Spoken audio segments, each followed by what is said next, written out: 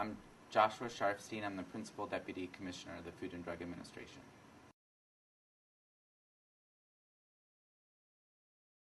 The Government Accountability Office looked at some devices and how they had been classified and recommended that some products that had yet to be classified into different groups be classified, and the Food and Drug Administration agreed to do that. This will help determine whether some of these devices require additional studies in order to remain on the market. And the Food and Drug Administration is following the recommendations of the Government Accountability Office there. The 510K process is a process that allows the Food and Drug Administration to approve certain devices on the basis that they're substantially equivalent to already marketed devices.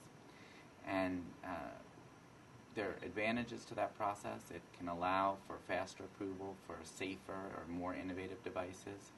But we also want to make sure that we're not cutting any corners. And one of the questions we're asking the Institute of Medicine is to review how FDA has implemented the 510K process to make sure that it is supporting the goal of improving public health, getting patients access to innovative and safe medical devices.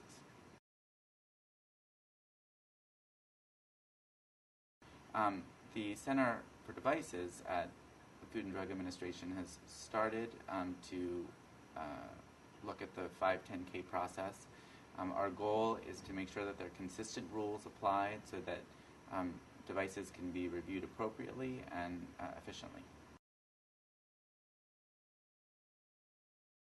What I would say is that the Food and Drug Administration believes that it is very important to enforce the law, and if there are problems that we're identifying in product quality, that it's important that those problems be fixed as quickly as possible.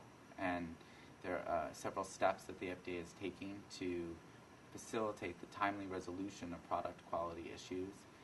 That includes making sure that when we send letters of concern to companies that they're responded to promptly.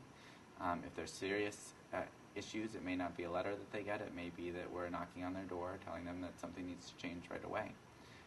But the bottom line is we'd like to make sure that we're protecting the public as quickly as possible.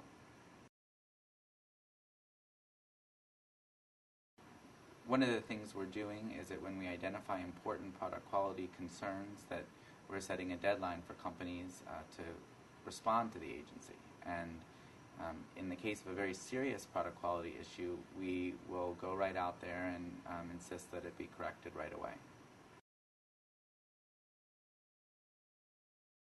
One of the things that's happened over the last decade or so is that the places that drugs and medical devices are being made is shifted, and it's really a global market. And it's very important that the safety processes that we have in the United States really adapt to that.